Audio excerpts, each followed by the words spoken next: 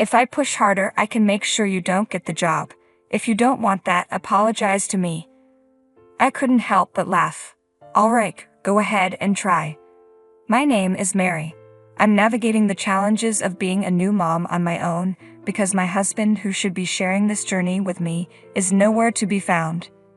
Looking back, I didn't fully grasp my husband's true nature until I became pregnant. He was my senior at work, 6 years older, a sharp and dedicated professional. When he became my supervisor, he was always calm and kind. As we grew closer, our relationship blossomed into marriage. I was just beginning my career when I fell in love with my husband. Marrying him felt like a dream come true.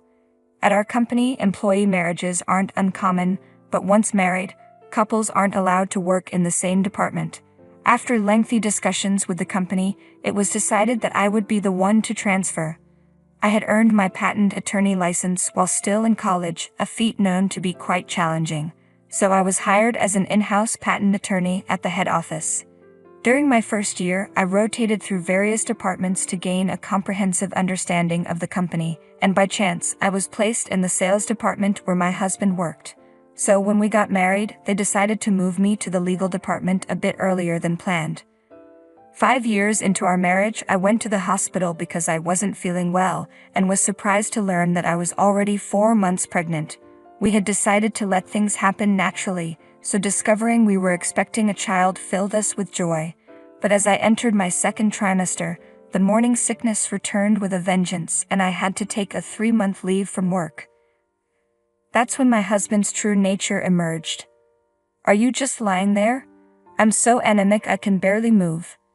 "And what about dinner? You're seriously asking me that right now?" When I was working, we used to share the household chores equally, but the moment I took leave, he left all the responsibilities on my shoulders. "You're home all day, but you don't do any chores. Can you please stop? You're making me feel even worse." "Hold on. That's a mental issue, not anemia. You're just using your pregnancy as an excuse to be lazy." My husband cranks up the volume on the TV, ignoring me as I lie in bed. Then he deliberately leaves the door open so the loud noise floods the room where I'm trying to rest. "Please close the door," I plead. I know he can hear me, but he acts like I'm not even there. This was when I discovered a whole new side of him. He would sit in front of the TV, constantly criticizing the women on screen. "How did she get on TV? She's so ugly. Wow, she's really fat. He's got some nerve." He never stopped complaining about the shows, droning on and on. "Is that really how you're supposed to enjoy TV? Sure, you can think whatever you want, but why open the door to the room where I'm trying to sleep?" Just wish he'd stop with the constant complaints. "Please, close the door," I asked. But my husband ignored me. The TV blared on, and he kept talking back to it, things I didn't want to hear. I couldn't stand it any longer, so I got up, closed the door myself, and went back to bed, but he quickly opened it again. "Hey, why did you open the door?" I snapped. He didn't respond and kept watching TV. Unable to tolerate it any longer, I decided to call my parents. My mother agreed to have me come home to rest and recover. The environment at my parents' house felt like a true sanctuary. They provided me with 3 nutritious meals a day, and the calm demeanor of my mother, father, and 2 younger sisters created a peaceful atmosphere. My sisters were the first to rush home from school to check on me, always asking how I was doing. Gradually, my health improved and I was able to join the family for meals in the dining room. "Lunch is ready," my mother announced. "Thank you. May I turn on the TV?" I asked. "Of course," she replied. As I ate lunch with my mother, we watched TV together, and she laughed heartily at the comedian on screen.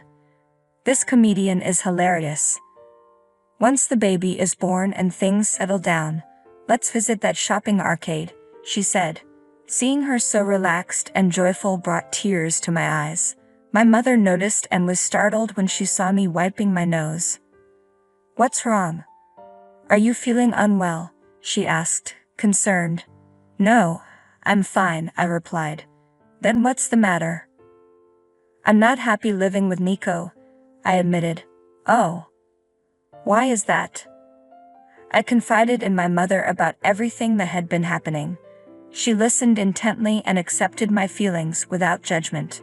So he really does that on purpose. He opens the door to your room, even though it's loud, and then when you close it he just opens it again. And he's constantly complaining about the TV. I can't believe it, she said with a mix of surprise and concern. I used to laugh along with him when we watched TV together.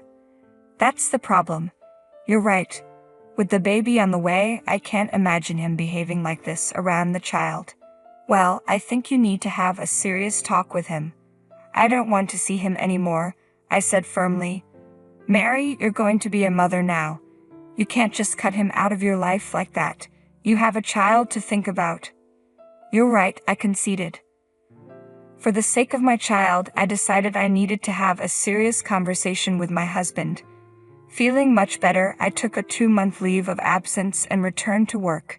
I went back to the house where I had lived with my husband. The rest of the house was immaculate and well maintained. He seemed to be managing well on his own, but the smell in the air was unpleasant. I wondered if it was just my heightened sense of smell during pregnancy. When I opened the door to my room, I was shocked. It was in a terrible state, almost like a dump. The smell was coming from this mess. It looked as though he had been eating in there. Unwashed dishes and garbage were strewn across the floor. Just then my husband came home. What? You're back? He asked, surprised. What's going on here? I demanded, looking at the state of my room. What do you mean, what's going on? He replied, feigning ignorance. My room. It's a complete mess. What happened? It's a consequence for neglecting your chores, not taking care of me, and running back to your parents. And you've gained weight. Don't get any heavier or I'll divorce you. You weren't like this before I got pregnant. Why the sudden change? I've always been like this. You just didn't notice. If you don't take care of me, pretend to be sick, or go back to your parents, I'll make things worse for you. What about the child? I asked. Huh, he responded, confused. If we prioritize our child, then you should start taking better care of yourself. That's how it's supposed to be when the child is still small. You're being ridiculous.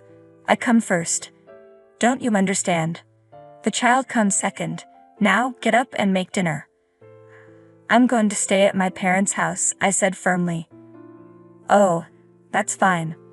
I'll just find another way to punish you later, he replied dismissively. In the end, we couldn't resolve anything, and I decided it was time to divorce my husband. I returned to my parents' house to talk things over with them. Didn't expect things to get this bad, I said. What can I say? He's a twisted piece of work, my mother replied. He's a complete scumbag, my father added. No, he's a real scumbag, my mother corrected. What are you all talking about? I asked, a bit bewildered. My family's support brought me comfort. My baby and I were well taken care of, and we received a warm welcome from them. As time passed, I gave birth to a healthy baby boy. Although my parental leave was supposed to last a year, with my mother's help, I returned to work 6 months after giving birth.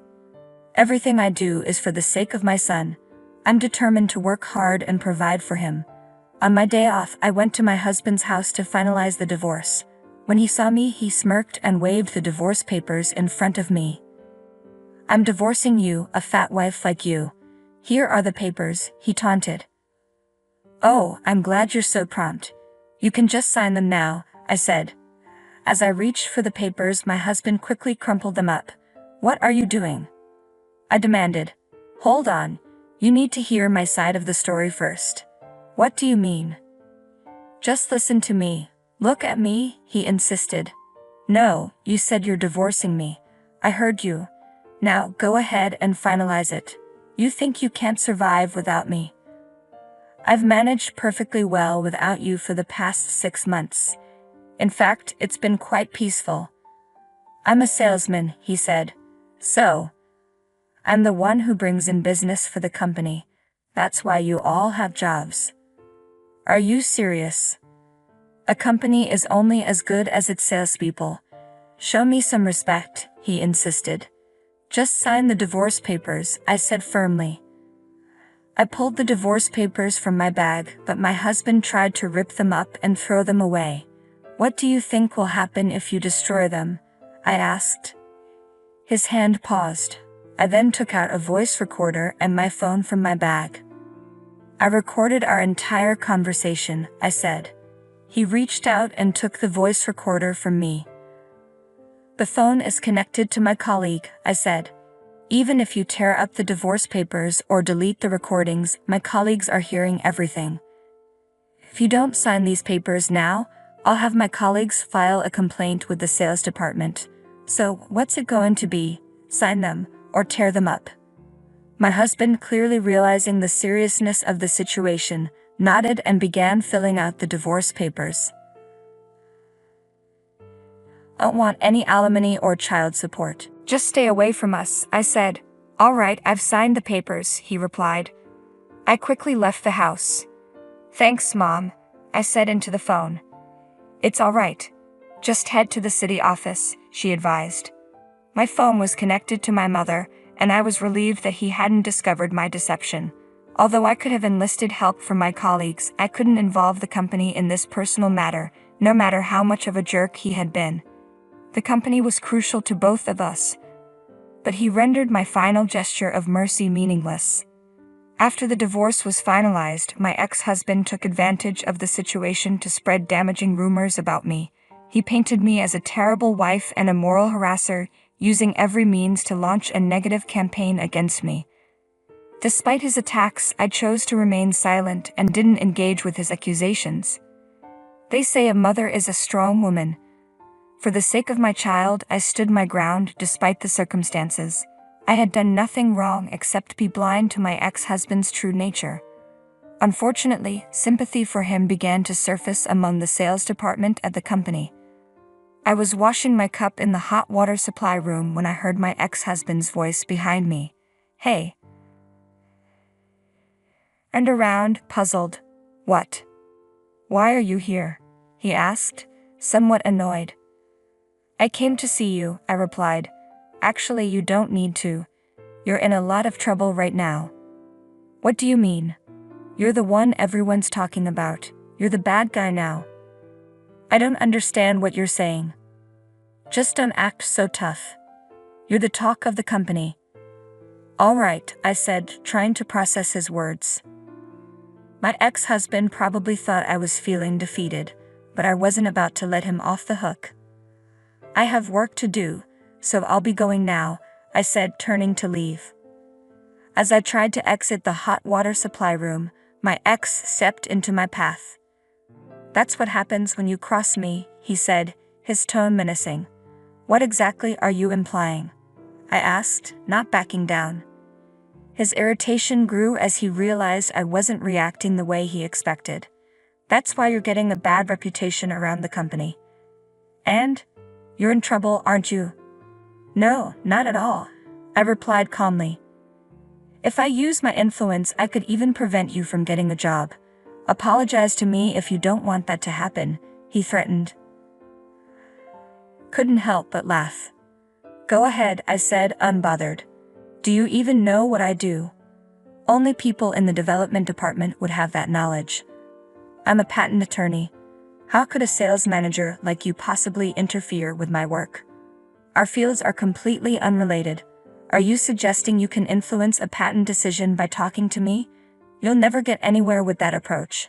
If you're applying for a patent, make sure you don't deal with me. Enraged, my ex-husband snatched my cup from my hand and raised it, ready to strike. I braced myself, quickly closing my eyes. That's enough, an unfamiliar voice interrupted. When I opened my eyes, I saw the general sales manager and the general manager restraining my ex-husband. I initially thought it was just a lover's spat, but this is quite unexpected, the general manager said. My ex-husband looked shocked at their sudden appearance. I'm sorry about the disturbance, the general sales manager said to me. Are you hurt? No. I'm fine, I replied. You were speaking so loudly that we could hear you all the way in the conference room, the general manager added. My ex-husband, stunned by the general manager's intervention, remained frozen in place. The general manager then escorted him away, and that was the last time I saw him, as he resigned shortly after. Adjacent to the hot water supply room where the confrontation took place was a conference room. This room hosted regular meetings attended by the general manager, the sales manager, the deputy general manager of the legal department, and department heads, along with top salespeople. During the meeting, my ex-husband's angry outburst was clearly audible. His public outburst and abusive behavior exposed his true nature. He had previously portrayed me as a moral harasser and a terrible wife, but the tables turned and he was revealed as a violent and power-hungry individual. His inability to handle the situation and the mercy I had shown him were ultimately destroyed by his own actions. In the end, he got exactly what he deserved. I no longer know what became of my ex-husband, nor do I care. I'm simply relieved to have him out of my life. Truth has a way of revealing itself eventually, and with him gone, the source of my stress has vanished. Now I'm determined to focus on my work and strive to be a mother my son can be proud of. Reflecting on it, I wonder what my ex-husband's true intentions were. It all seems so meaningless in hindsight. Nevertheless, I'm grateful that Mary is thriving.